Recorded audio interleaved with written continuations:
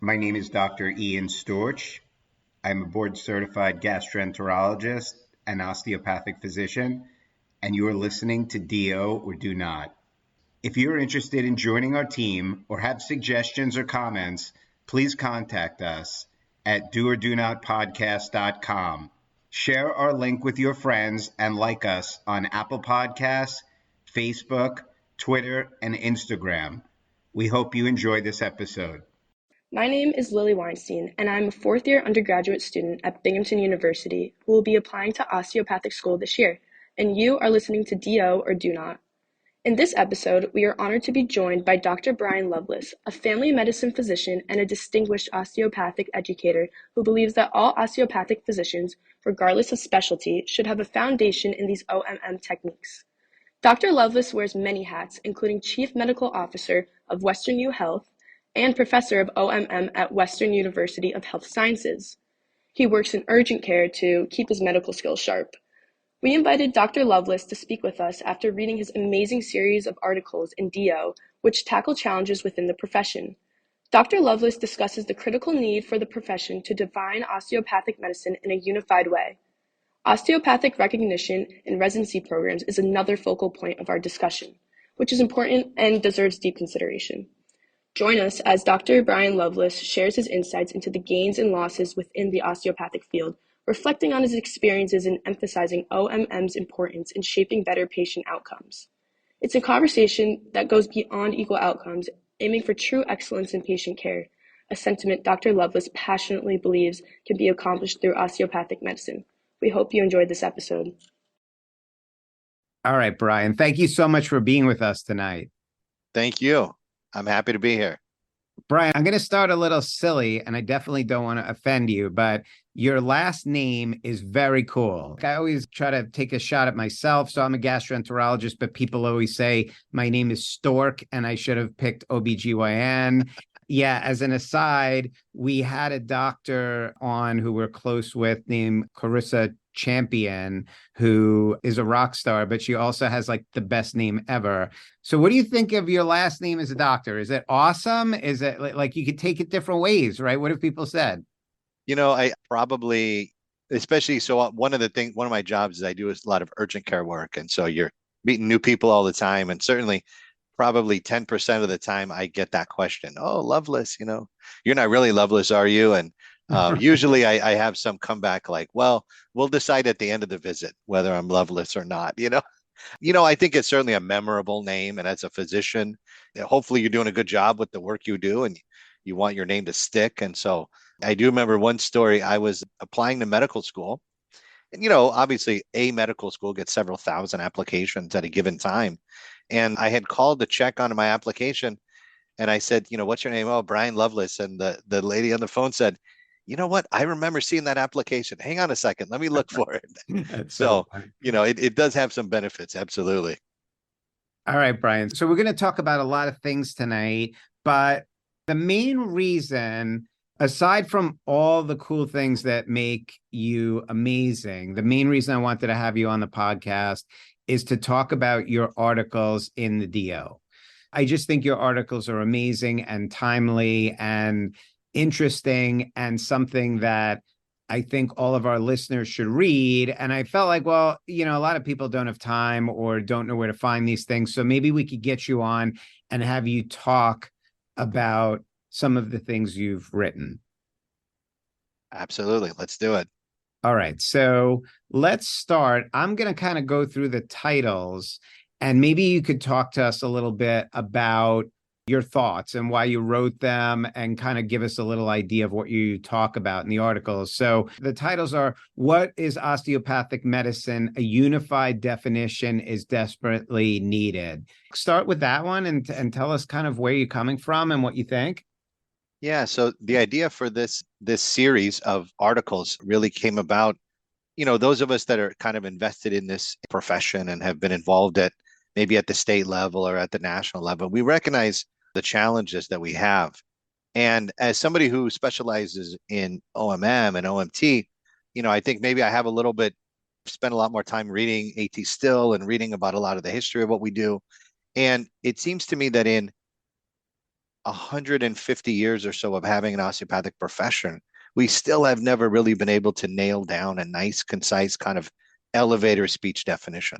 And because of that, that has really set us up for problems. You know, the most recent issue being in 2016, when we were going to start this single accreditation process with the ACGME, they came to us and said, "We love osteopathic medicine. We think you guys really offer something great to the house of medicine. We're going to do this osteopathic recognition track for residencies. Tell us what that means. What does it mean to be osteopathic?" And we were kind of like, well, I, I don't know. I mean, I think if you put 10 DOs in a room, you're going to get 11 definitions. So, you know, that's really kind of what was the genesis of that piece, is this sort of frustration around the fact that we can't even seem to come to agreement on really just a core set of things that define us. Obviously, we're all individuals. I think physicians often by nature are a little individualistic. And so I wouldn't expect us to all agree about everything, but we should be able to agree on some kind of core definitions. And we have the 4 tenets that were put together by the faculty at Kirksville. And that's great. That's a great foundation. They're not always broadly applicable, I think. And so it can be difficult. If I'm a psychiatrist, what does that look like? What does structure function look like? You know, if I'm a radiologist, what does that look like? So I think we run into these issues where even those kind of 4 tenets that we've all agreed on, still we struggle with. And then the other problem is that the 4 tenets are not really, at least nowadays, not really unique. Everybody's sort of grabbing onto those concepts. And so what I wanted to do was to try to get the profession to be thinking about just a straightforward definition. And so the one that we've been using at Western University, where I'm faculty trying to teach to our students, is basically 4 elements: that we are fully qualified physicians, meaning we have the ability to practice any type of medicine anywhere at any time, who are trained in a philosophy that is both hands-on and patient-focused, that incorporates the use of our hands, whether it be diagnostically or in terms of treatment. And we use those things and combine them with the basic of biomedical sciences to provide truly comprehensive care to our patients. And I think that regardless of where you are, where you fit in your osteopathic journey, I think those 4 elements really can kind of ring true. And the other side of it is that there are lots of MDs that are going to listen to what I just said and say, that sounds exactly like me.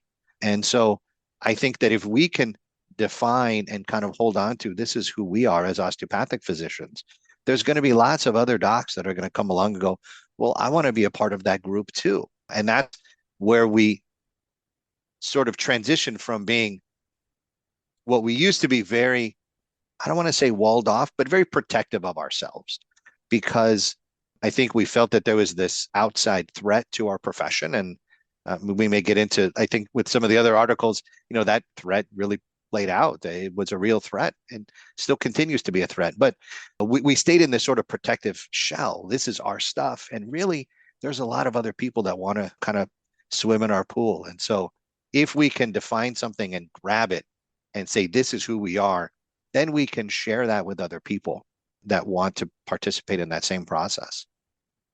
I think it's an amazing answer. I have like chills listening to you because, yeah, because I've been asked that myself by MDs. And to kind of spiral off of that, maybe a little bit more of an opinion. But first of all, to echo what you just said, when we interviewed Norman Gebbets, who wrote the DOs years and years ago, I was talking to him about, you know, the future of osteopathic medicine. And his comment, which I think is similar to yours, was that sort of assimilation and acceptance may be the biggest threat to osteopathy going forward. And I think you sort of brought that up as well. That having been said, you know, it's interesting talking to DOs about the ACGME merger and about whether that's been a positive or negative for our profession.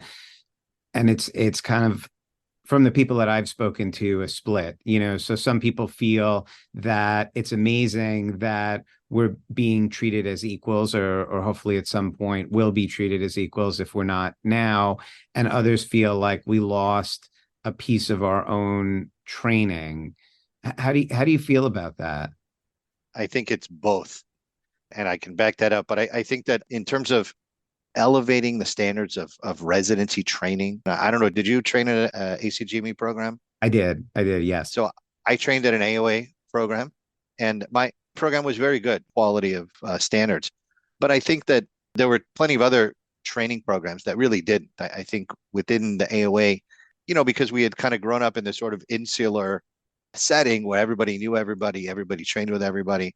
There was sort of this, a lot of handshake and, hey, you're doing a great job, keep doing what you're doing.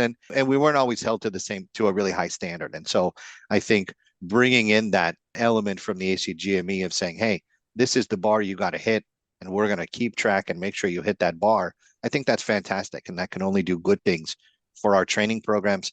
The fact that there were some programs that probably weren't very good, and that's why they couldn't meet that standard. I think that's okay that those went away. Flip side of that is an article that was published just over the summer in Curious Online, looking at acceptance rates for osteopathic students wanting to go into surgery, especially surgical specialties, which is abysmal. Our surgical programs really just have been decimated. And so, we run the real risk, I think, of an osteopathic training becoming primary care training, which I think would be a detriment to specialties, to other specialties outside of primary care. Because I think osteopathic physicians, especially if they're practicing osteopathically, and we may talk about whether that means using your hands or not, but if they're practicing osteopathically, they're bringing something to that training, to those patients that you're not going to get from someone else. And so if the osteopathic profession became a primary care profession only, I think that would be to the detriment of the House of Medicine.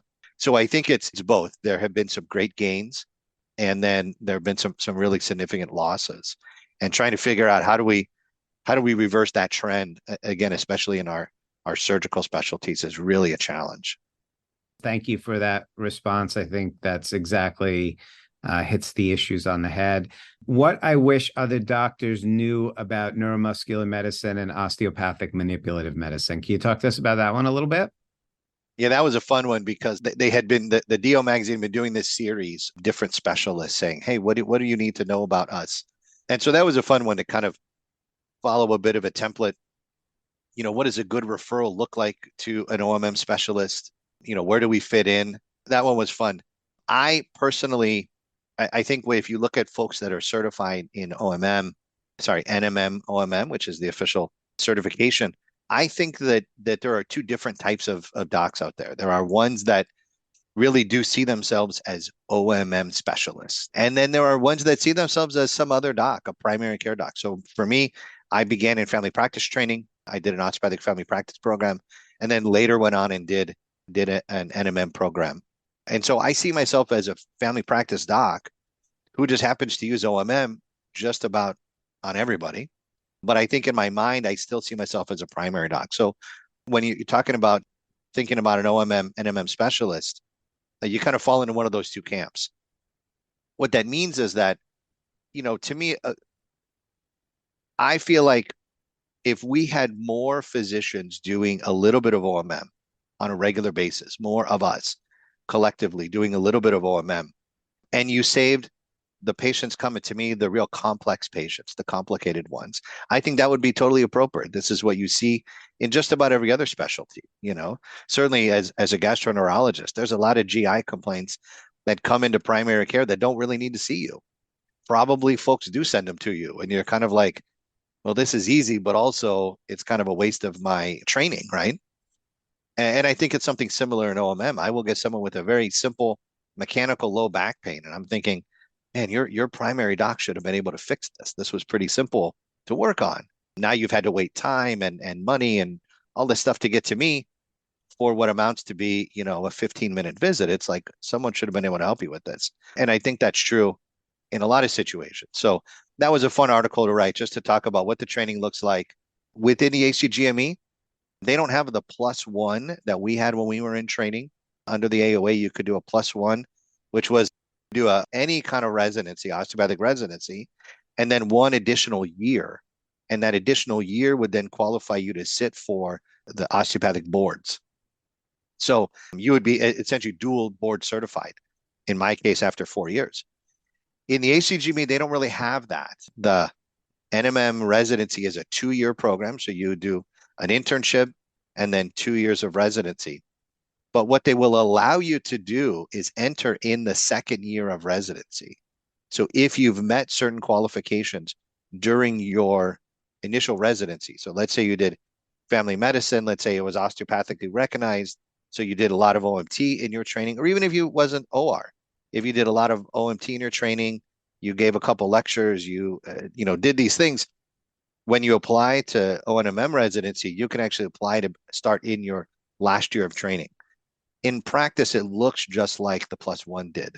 And so somebody like me could do 4 years and end up graduating with 2 certifications.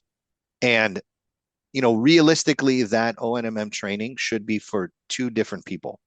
One is somebody who's interested in, wants to do a lot of OMM, but maybe just doesn't feel confident in their skills and wants to just spend that dedicated time getting those time. Just, for example, if I was family practice, but I wanted to do lots of sigmoidoscopies, I better spend time with a gastroenterologist and really get those numbers under my belt, right? And then the other person that would do an ONMM residency is somebody who's interested in, something like academics and wants to be able to teach, wants to really get that in-depth foundation. I do expert reviews for our state medical board. If there's somebody that has a license complaint against them and it's around an OMM topic, they'll ask me to take a look at that kind of case. So those are the types of people that are going to go into these ONMM programs. Brian, I've made up my own term, which hopefully I don't offend anybody with, but I call it a hybrid DO. So obviously you have family practice tightly knit with OMM kind of fits well. My definition of a hybrid DO is sort of a specialist and something else that still uses OMM in their practice. So I know you interviewed one of my favorites, who is Gerard Balthazar, or talked about him in one of your lectures. He's a surgeon that does OMM. We had him on the podcast. We recently had Alan Yee also. I don't know if you know Alan, but he's a neurologist in California who does OMM for patients post-stroke to help with mobility and things like that. What are your thoughts on a hybrid? You think that's a good term? And what are your thoughts on a hybrid DO? Yeah, I mean, again, I have gone around and around, and I graduated med school in 2002. So in 20 years of kind of going around and thinking about this, are you osteopathic if you don't do OMM, right? What does that look like? And I don't know that we're ever going to come to a really satisfactory, as much as I just spent time arguing for a unified definition. I don't know that we're ever going to come to an agreement on that, because for good or bad, people feel this is the kind of practice I have. I either do it or I don't. I do think that what I'm coming to these days is, if you are kind of grounded really in those osteopathic foundations, that philosophy, which includes the hands-on. I don't think you can separate, at least historically, osteopathic medicine from the hands-on part of it. Then I think if you're going to call yourself osteopathic, you should be using your hands in some way. Now, that doesn't mean you have to do OMT.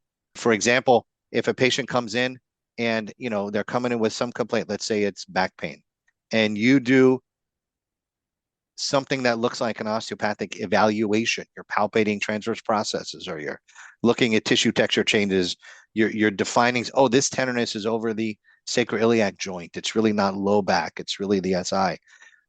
Even if you're not going to treat that, you're going to then maybe send that patient to physical therapy, but your assessment is going to look very different than somebody who doesn't have that osteopathic background, right? So I think you can still say, yes, I'm being osteopathic, even though I didn't necessarily use muscle energy to fix their sacral torsion, right? I really like that 5 model approach of thinking about your assessment and plan. The 5 models being biomechanical, neurologic, respiratory, circulatory, biopsychosocial, and metabolic. And I think if you are looking at a patient and looking at coming up with your treatment plan and trying to address all 5 of those models, you're going to have this very holistic, if we can use that word. We could talk about whether you like holistic or not, but you can have this very kind of whole person treatment plan, right? That's addressing all of these issues. Now, let me go back to your question. So I think that most specialists could find opportunities to use OMM in their practice. I think it may be one clinical entity that, boy, when I see that, I do a little bit of OMT and they seem to get better from it, you know? So that idea, what you're calling a hybrid DO, I think that what I would rather see is that starting in medical school, we're giving folks really the skill set that they need to go out into their practice, whatever they're going to do, and find opportunities to use their hands. I will admit that my generation, probably our generation, we didn't do a great job of creating role models for these folks today, right? So our students are coming out today, and I'm interested in surgery, but I really love OMT. I like that class. How am I going to, what does that look like? Who can I go spend time with to learn how to incorporate that into my practice? And the truth is there aren't many, right? So we didn't do a great job of creating role models for them. And so these folks are having to go out and figure it out for themselves. And I think that's a problem. I'm willing to take some of that blame. I think that's our generation, that we didn't go out and create these situations where people can now come after us and say, show me what it looks like to be a gastroenterologist that uses some OMT in their practice. I don't know. Let me try to find you some, that's hard. I agree with you 100%. And I think going even further, just being proud of who we are and what we do, even going back to when I started this podcast with my first student, who's Tian Yushai, who came to me looking for, a DO student looking for a GI project. And I said, let's start a podcast to sort of teach people about osteopathic medicine. He kind of looked at me a little quizzically at the beginning and asked, why do you want to do that? Like, we could do some GI research. And I told him GI research is great and we'll do that. And we did. But I think now, 4 years later, he's chief resident at one of the NYU affiliates, and he fully sees the value to what we've done and what we continue to do. It's just very interesting. Awesome. That's great. So, Brian, I want to move to your last article, and then we're going to shift gears and talk a little more just about you specifically. But the last article that was published by you in the DO is DOs and MDs, What are the True Difference? And you talk about a paper, the comparison of hospital outcomes for patients treated by allopathic versus osteopathic hospitals. Can you talk about that paper and the article? Yeah. That was a really interesting article, right? I mean, it was the paper was published and I read through it. Obviously you click on that link, you're like, oh, what is this going to show, right? And I've talked about this a couple of times now in a couple of different settings. I think for a particular cohort of osteopathic physicians, that paper that was published is seen as a win, right? If you're somebody who maybe grew up in a situation where you were very much discriminated against, you were considered to be not as good of a physician because you went to an osteopathic school, looking at that article and saying, look, we are 100% equal, that could be seen as a win. And I don't want to take away from folks who feel that way. Certainly, maybe at best you call it non-inferiority, right? But then there was another part of me that said, I've pulled articles, I've put together talks on something like hospital medicine and can we get better outcomes if we use OMT? Most of the really good research in that world is going on right now in the pediatric world. There's a group of Italian osteopaths that are just crushing this notion of using OMT in the NICU, in the PICU, with preterm babies, with all this stuff. And they're showing some great outcomes. They're showing cost savings. They're showing shorter hospitalizations. I mean, it's really, interesting stuff. And of course, we've got studies like MOPSI that showed for hospitalized patients with pneumonia that we could get them out a day sooner. We could use less antibiotics. There was a trend even towards improved mortality. So I think we have in our literature this idea that we could be getting better outcomes. And so while if you looked at that study as a non-inferiority study, it was a great study. If you looked at it from my perspective, I was really hoping that what we were going to see was, hey, we're actually a little bit better. We can actually get some better outcomes if you're seen by an osteopathic physician. And of course, as I said in the piece that I wrote, they had an editorial, follow-up editorial in the same issue, which basically said, boy, this shows that, our degrees are no different. The letters, they may be different letters, but there's really nothing different about us. And I thought that's really a sad way to end that article. I would challenge osteopathic physicians to try to do better, to see if we can, okay, maybe we're now at a place where we are equal, our outcomes are equal. But if we really think that this osteopathic philosophy adds to the practice of medicine, we should be striving to get better outcomes, not just equal outcomes. But in order to do that, we have to be a little bit different. We have to be willing to go out on a limb. We have to be willing to practice a little bit differently. And it's probably going to include using some OMT, being one of those docs that puts their hands on patients. But at the end of the day, I think we should be able to show better outcomes.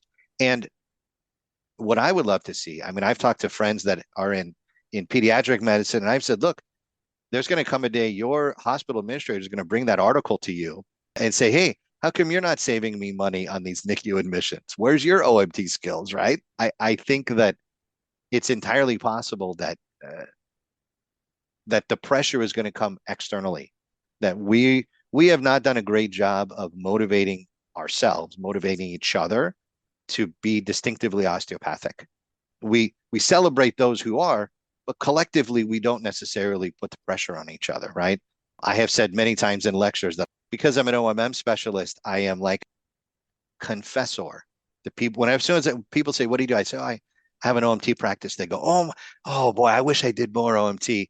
You know, and they have all these excuses why they don't do OMT, and I used to just give them the standard line, "Oh, it's okay. I understand. We're all osteopathic. We all are a little different." And nowadays, I take a slightly different approach, which is to press them a little bit and say, "Well, why aren't you using OMT? What is it about your practice that won't let you do that? You know, let's dig in a little more. Let's try to take those folks and not just sort of as they're looking for me for absolution, but to just say, no, let's figure out how we can get you to use your hands a little more. Let's be distinctive."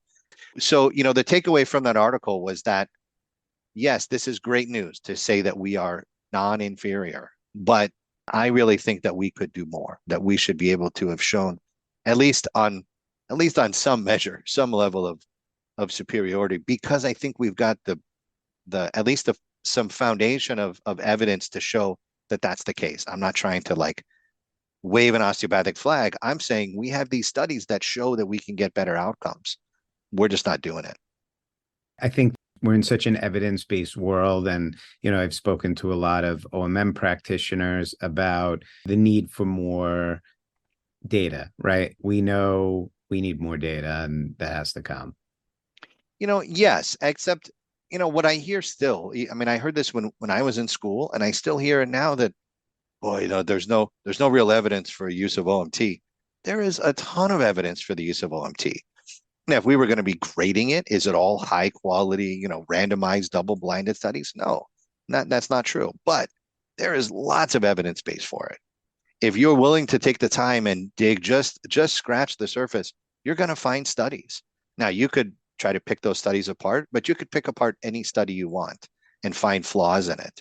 But collectively, when you look at the sum total of the evidence that's out there, I think there is good evidence that we can get, at least in some clinical scenarios, we can get better outcomes, we can get better patient experience, and we can probably save you money.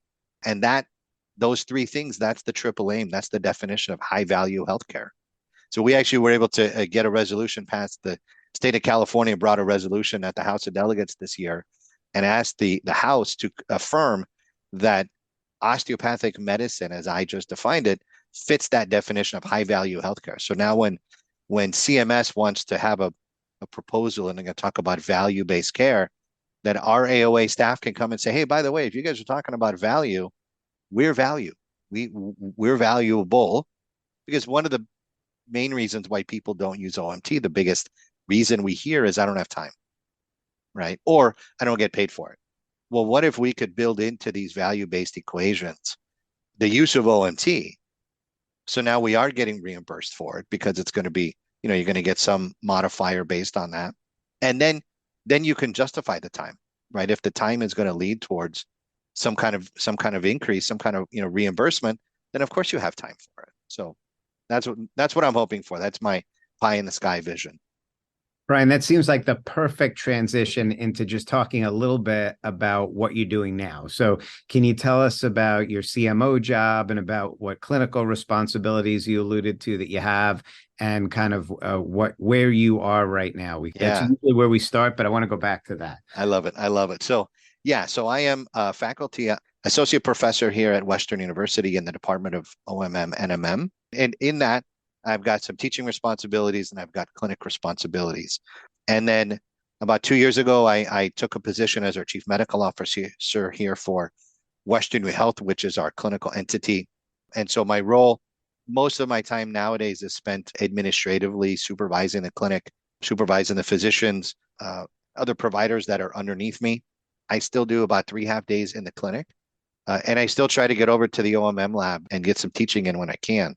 What I find is that those are my favorite days when I get to get in and get with first and second years and do some hand over hand teaching in the OMM lab. That's still really what brings me the most joy. But these administrative pieces are just things that I think always are adding to your repertoire. You're always constantly learning. I also have a couple of other stuff that I do. I'm the team physician for one of our local high school football teams. So we are just hitting playoff time right now. So we try to help out covering football games. I'm also actively involved in our state organization. I was a past president of OPSC here in California. And then that turned into leading our delegation at the AOA House of Delegates and doing some work with the AOA. I'm on the Bureau of Osteopathic Education and trying to do some work with the AOA. So lots of different hats, but I really love all of them.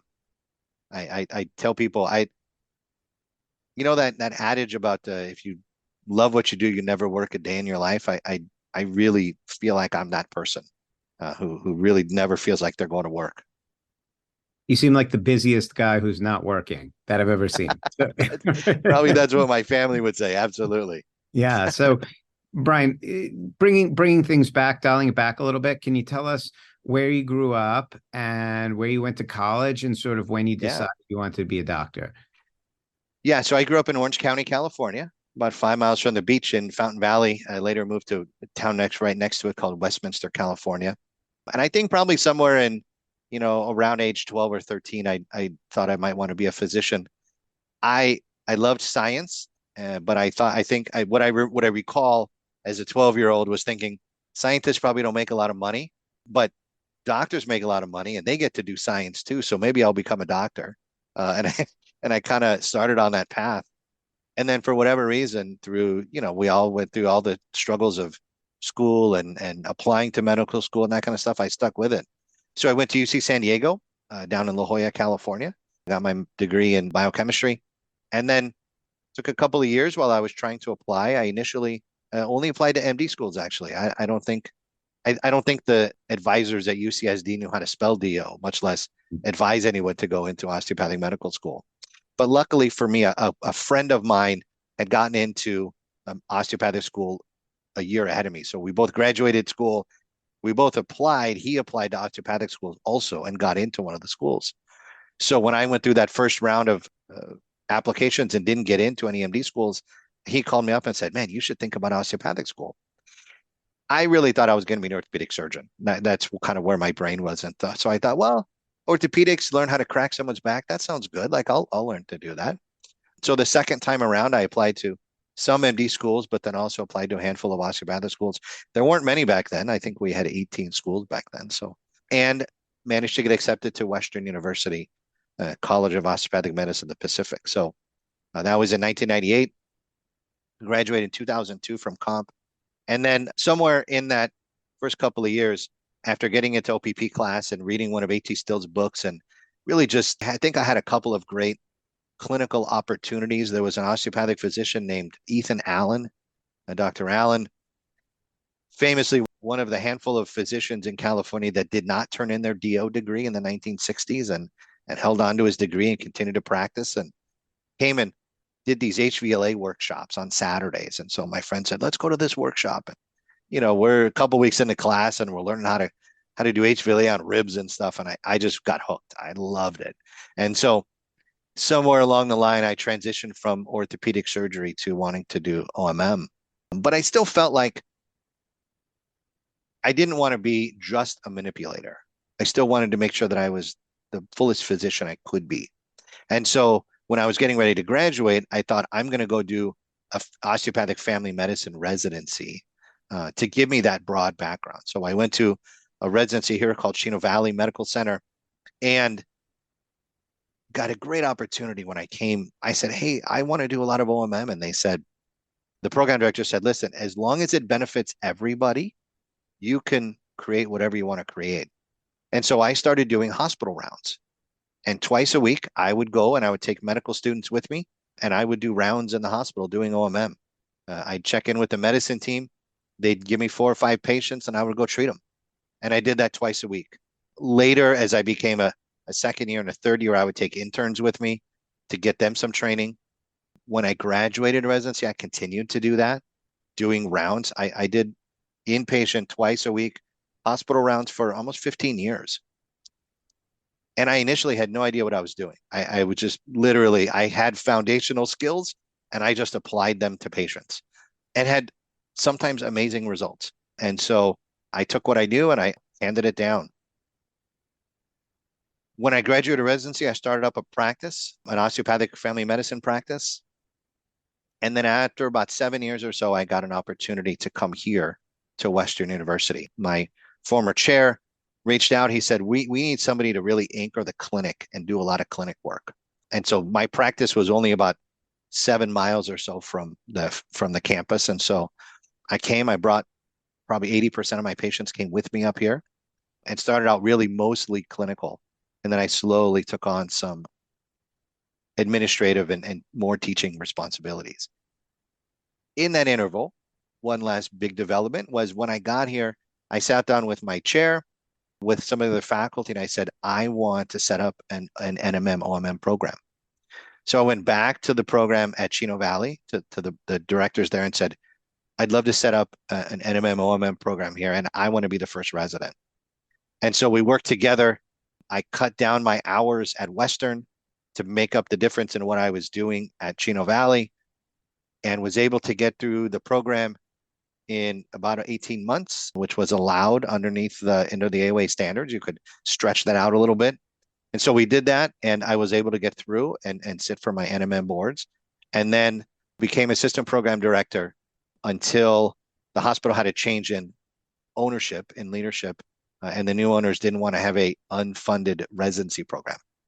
So because we were self-funded, they decided to get rid of that and a couple of other fellowships. So we were able to get a couple of other graduates through and try to pass along some of that training. So that's my story. I sit here now, family practice and NMM, OMM board certified, and just happy to be doing what I do every day. Brian, that was the easiest interview I've ever had. I don't do all the interviews, but we're like 100 deep. That was so easy. You just did everything for me. Talk about loving work. Like, you just did all the work for the interview. That was great.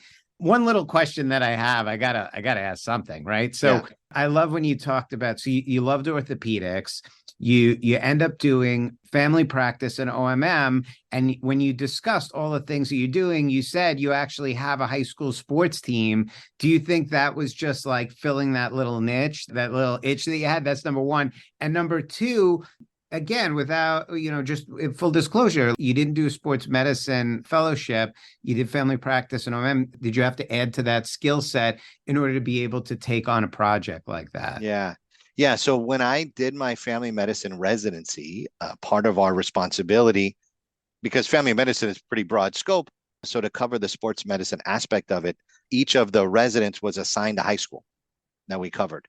So I was assigned the school that happened to be right down the street from my house, and we had a faculty supervisor, and then we would cover the games.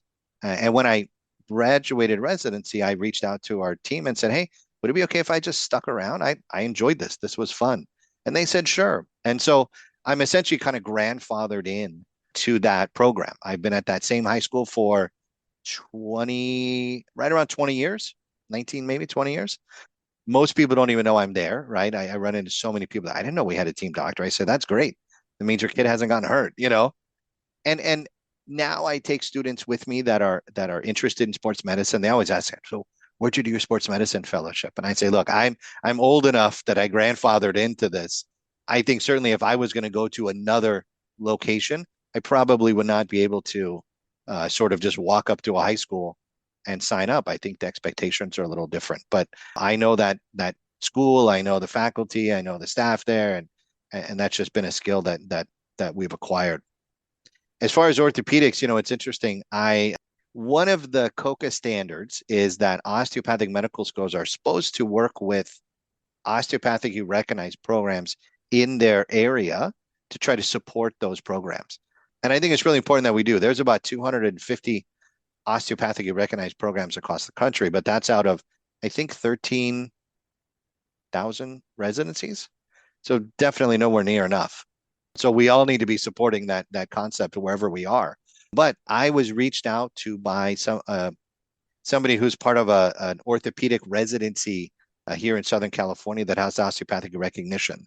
And so I go every once a quarter and I sit down with them and I do some faculty development and I do some hands-on workshops with the residents. And that's my chance to scratch that orthopedic itch. One of the other things that I do, I don't even know if I mentioned this, I do urgent care just on the side. Just when I was in private practice, you got to make money. And so I took on this essentially moonlighting in urgent care, and I've stuck with it. I really enjoy it. It's a very different brain activity than my usual OMM practice. But obviously, we see lots of fractures in an urgent care, and I love reading X-rays. I love talking to ortho, seeing if I can, kind of, again, it kind of scratches that itch for me. So getting to work with these orthopedic residents and then getting to fulfill some of that with seeing a lot of fractures in the urgent care, I think has given me that satisfaction. I think that one of the things I liked about orthopedic surgery, just surgery in general, was the sort of directness of it, right? There's a problem, let's go in and fix it. And I think in a lot of ways, OMM is like that too, right? You identify a problem, you apply a treatment to fix it. Now, certainly AT still said, find it, fix it, leave it alone. We know that the body has its own abilities, but there is that aspect of, hey, there's something going on here. Let's do something to that. And in many ways, that I think also feels that kind of surgical. There was a time osteopathic physicians were called bloodless surgeons, right? So I think that there is something there. Very cool, Brian. Very cool. So our last grand finale question, Brian, is can you give us one piece of advice that you were given from somebody else, whether that's your high school teacher, your parents, or somebody going through your medical education, that you found insightful and helped you on your journey that you would like to share with our listeners? Yeah, I was waiting for this one. I knew that this was coming because I've listened to the podcast before. So, and there's so many things, but I think one, maybe just for our osteopathic medical students that are out there, can I give two? They're kind of related. We'll take 10. So that's an uncommon request. We love wisdom. So good. On. So one of them was at a talk that I was at a cranial conference. The Osteopathic Cranial Academy had a conference many years ago in Georgia. And there was a speaker giving a talk, and he was talking about sort of his journey in terms of improving his skills and getting to be a better hands-on osteopathic physician. And he said that he had, when he was a student, when he was a trainee early in his practice, he always thought, boy, if I could just read one more book or do one more workshop or get one more thing, I'll finally get it. I'll really just understand this whole thing. And he said, eventually what he realized was that there was no thing to get, that this was an ongoing process, and what I took from it, whether being a hands-on physician or just a physician in general, there's never an it to get to. You were always learning, we're always improving. And what he said was, as soon as I realized that, I got a lot closer to getting it. So that sort of Zen kind of beginner's mind of starting fresh and saying, look, I have so much more to learn. I think that was a great piece of wisdom, to just think that, look, quit striving after that one more thing. Don't think of it as, if I can just get to that last hurdle, then we'll have arrived. And instead think of it as a lifelong journey that you're going to continually improve upon. It takes away that pressure to push. And instead it's just this slow and steady improvement. So that's one. Hopefully that can apply to any specialty, any physician out there. And then the other one of my favorite osteopathic physicians here in California His name is Stefan Hagopian. This is more for those folks that really want to kind of hone their OMM skills. Dr. Hagopian is one of these kind of cranial osteopaths, right? And I think when we're in training, we think of this sort of hierarchy of OMT. Like it starts with kind of soft tissue, articulatory, the stuff you learn early in your first year, and then it peaks at, cranial. And it's like this hierarchy. One is better than the one below it. So I'm with Dr. Hagopian, and he's up on the head, and I think I'm on the sacrum, and we're working. And he says to the patient, I'm going to have you turn over on your stomach. And she does. And he does that first rib kind of cross hand HVLA, which is a pretty aggressive HVLA, and does one side, does the other side, says, okay, turn back over. And he gets back and does his cranial. And I was sort of dumbfounded. And so after the visit, I said, Dr. Hagopian, what was that? He goes, it was HVLA. I said, no, I know what it was, but like, you're a cranial guy. Why are you doing HVLA? And again, this is the sort of hierarchy of osteopathy. And he looked at me and he said, you know what, Brian? Sometimes it needs to pop. And what I took away from that conversation, and what I still struggle with this sometimes, but our job is not necessarily to provide what we think the patient needs. We have to be willing to take that ego out of it and give the patient what they actually need. So in his case, even though he's a cranial person, that dysfunction needed HVLA, and so he gave it. Sometimes, and so sometimes this comes up, maybe, patients coming in thinking they need a particular medication, they need an antibiotic, they need an opioid narcotic, they need something. And our job is not to give them what they think they need, or even what I think they need, but what do they actually need in this moment? And so, that's helped me as an osteopathic, as a hands-on person, to think sometimes this thing needs to pop. But also, I think, again, more broadly, just thinking about how we interact with patients, to take the time to figure out what they actually need and then do our best to give that to them. Awesome advice, Brian. Love all of it, and we appreciate it. Brian, thank you. You are inspirational. I will tell you that I think that everyone should read the DO, period. I think it's a great publication, and I think specifically, without offending anybody else, there's lots of great articles, but your articles are my favorite. I appreciate that. Thank you very much. And thank you for spending time with us tonight, Brian. I loved it. Thank you so much.